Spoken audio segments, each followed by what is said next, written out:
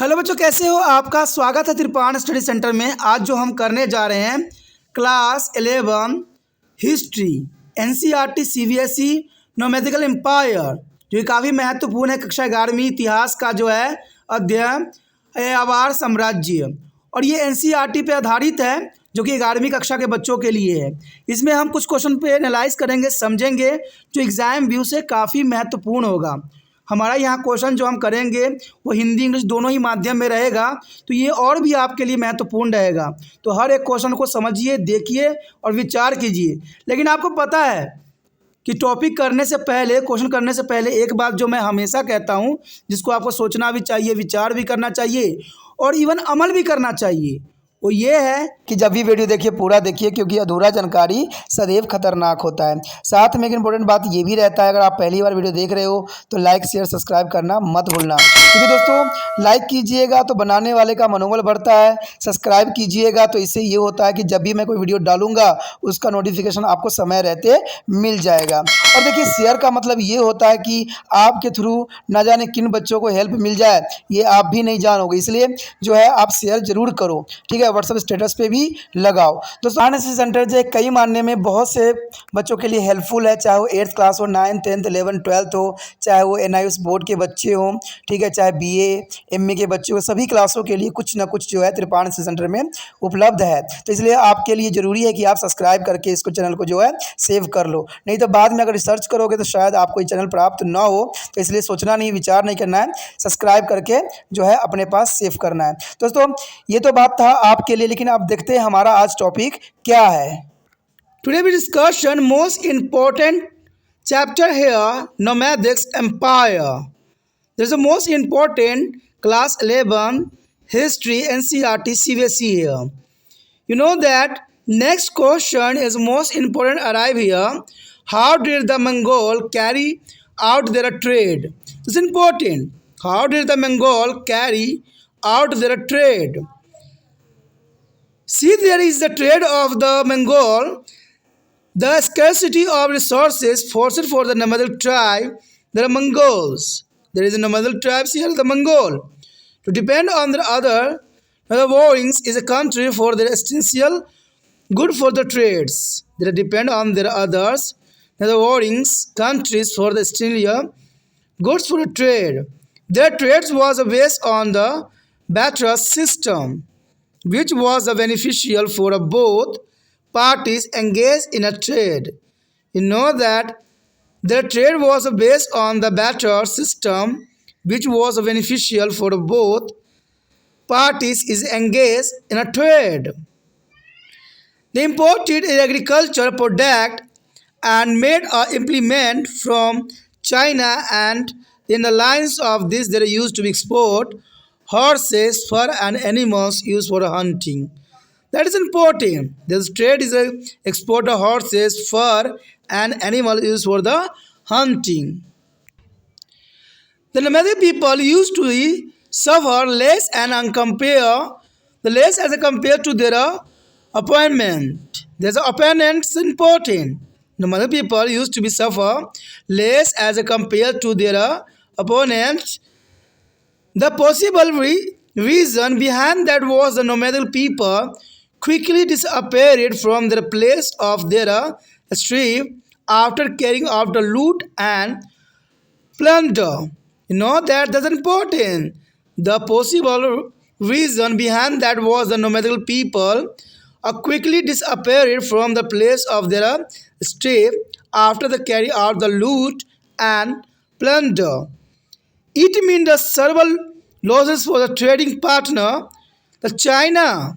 There is important. The losses for the trade is partner China. In order to be a safety guard, the people from Mongol stayed there as the rule of China and constructed their Great Wall of China.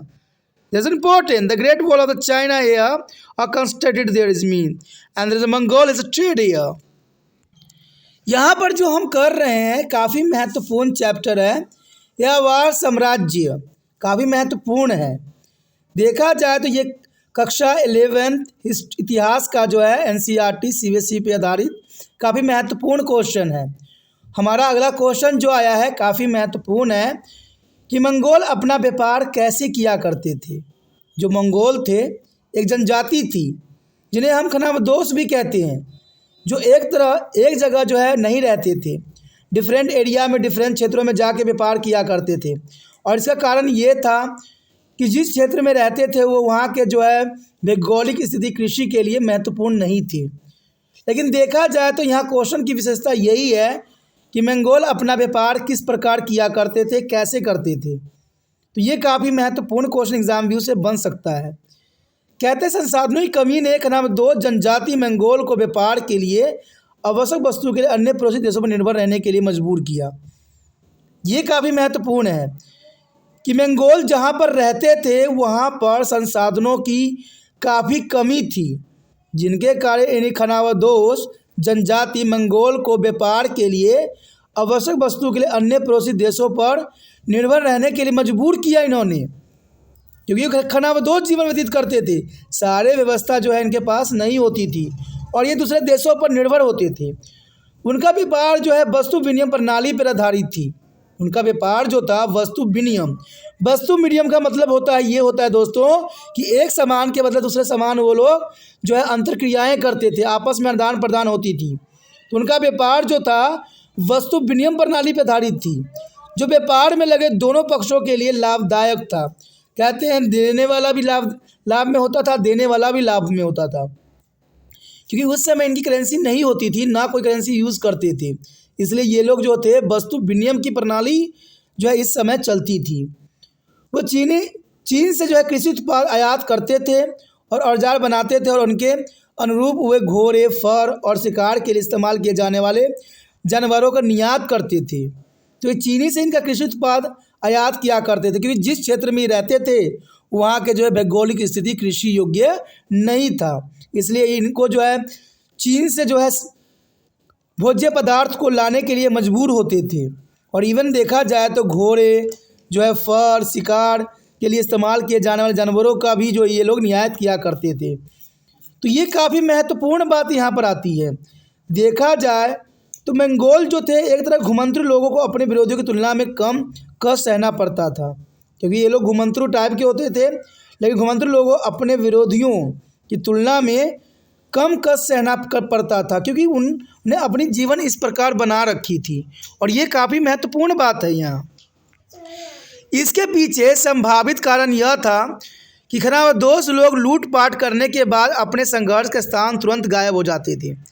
ये काफ़ी महत्वपूर्ण थी इनकी जो बात थी। इनके पीछे सबसे बड़ी कारण ये था, क्योंकि कष्ट इसलिए वो सहन नहीं सहते थे क्योंकि वो कभी भी एक जगह जो है लूटपाट करने के बाद टिकते नहीं थे।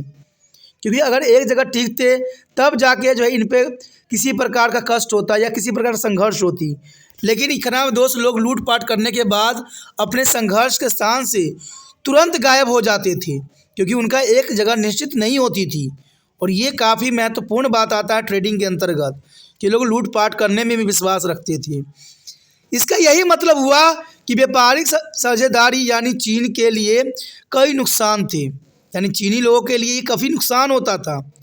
और मंगोल संघर्ष से अपने लोगों की सुरक्षा के लिए चीन के शासक ने चीन की महान दीवार का निर्माण भी करवाया, क्योंकि इन्हीं लोगों से बचने के लिए देखा जाए तो इन्होंने जो है मंगोल के संघर्ष से अपने लोगों की सुरक्षा के लिए चीन के जो शासक थे उस समय चीन के महान दीवार का निर्माण कराया, जिसे हम ग्रेट वॉल ऑफ चाइना भी कहते हैं।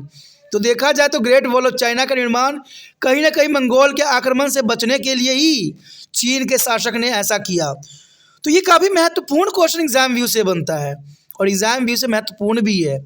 इसके हर पक्ष को आपको समझना आपके लिए महत्वपूर्ण रहता है। तो इसी के साथ हमारा टॉपिक खत्म हो जाता है, ये क्वेश्चन खत्म होता है जो कि काफ़ी महत्वपूर्ण रहता है। अगर आपको समझ में आया, अच्छा लगा, अगर आप दिल से तिरपान चैनल की मदद करने की विश्वास रखते हो, थोड़ा भी विश्वास है, तो जितना हो सके इस वीडियो को शेयर करने की भावना बनाए रखें, क्योंकि इससे जो है तिरपान चैनल आगे जाएगा और आपके लिए बहुत कुछ करेगा। लेकिन अगर आप ऐसा नहीं करते हो तो शायद तिरपान सेंटर आपको नजर यूट्यूब पर ना आए। तो इसलिए शेयर करने की भावना मत खोइए, जितना हो सके वीडियो को शेयर कीजिए। और उससे भी महत्वपूर्ण बात है कि अगर वीडियो को समझिए तो स्किप करके ना देखिए, क्योंकि इससे क्या होता है आपको शब्दों का ज्ञान अधूरा रह जाता है। क्योंकि यहाँ पर कहते हैं साक्षार तो है नहीं, यहाँ पर शब्दों का साक्षात्कार है, जो कि आपके लिए महत्वपूर्ण बनता है। यहाँ पर शब्दों का साक्षात्कार इसलिए किया गया है क्योंकि आपको लिखने में, समझने में आसानी रहे। और ये आपको पता ही है कि त्रिपाण स्टडी सेंटर आपको पॉइंट व्यू देता है, और पॉइंट व्यू एग्ज़ाम के लिए काफ़ी महत्वपूर्ण होता है। कहीं भी एग्ज़ाम में चले जाइए, अगर पॉइंट व्यू पर आंसर देते हो तो एग्ज़ामिनर आपको कभी भी मार्क्स नहीं काटेगा, और ये काफ़ी महत्वपूर्ण रहता है। इसलिए हर वीडियो को अच्छे से देखिए, समझ के देखिए, कोई भी क्वेश्चन मिस ना कीजिए, क्योंकि ये आपके लिए महत्वपूर्ण रहेगा। ठीक है, पहली बार मेरे चैनल पे आए हो, पहली बार वीडियो देख रहे हो और भी आगे वीडियो प्राप्त करने की इच्छा है, तो जनरल सी बात है, ये इच्छा तब पूरा होता है जब बच्चे जो है चैनल को सब्सक्राइब करके अपने मोबाइल में सेव करते हैं। सोचिए नहीं, विचार न कीजिए, अभी त्रिपाण सेंटर को अपने मोबाइल में सेव कीजिए।